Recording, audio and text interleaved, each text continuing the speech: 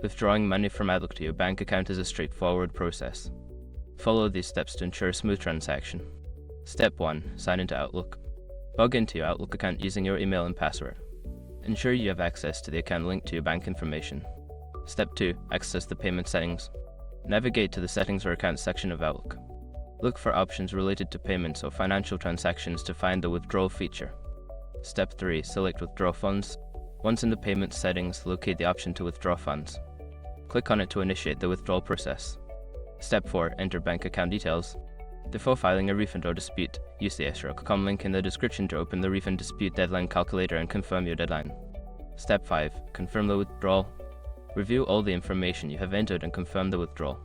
You may receive a confirmation message or email once the transaction is processed. Once you have completed these steps, the funds should be on their way to your bank account. Always check your bank statement to ensure the transfer has been completed successfully.